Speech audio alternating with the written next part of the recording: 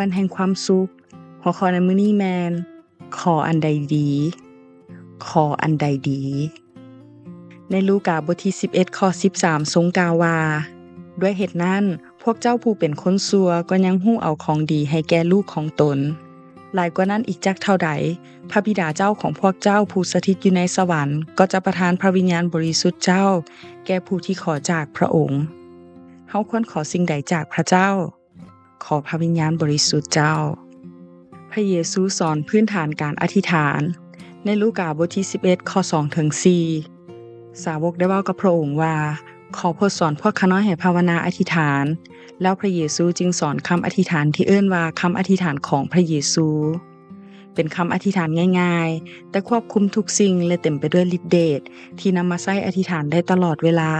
ตลอดไปและตลอดชีวิตโดยบ่มีการตกยุคตกสมัยด้วยพระเยซูสอนเกี่ยวกับการอธิษฐานเพื่อคนอื่นในโยฮันบทที่6มีสหายมาขอยืมข้าวจี่ให้หมู่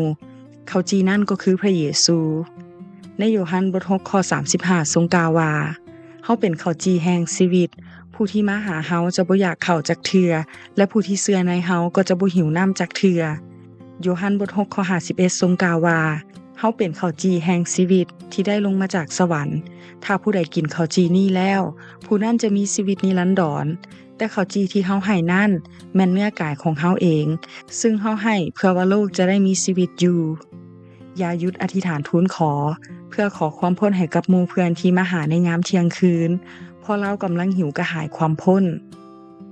จากลูกาบทที่11ข้อ9ถึง13พระเยซูสอนการขอที่จะได้รับแบบหลวงหลายขึ้นหลายกว่าหลากหลายและมีหลายตลอดไปเฮาจะขออันใดจึงจะได้ทุกครั้งมันหาสิ่งใดแล้วจะได้พบตลอดขอบ่อนใดแล้วจะมีผู้ไขให้ตลอดด้วยว่า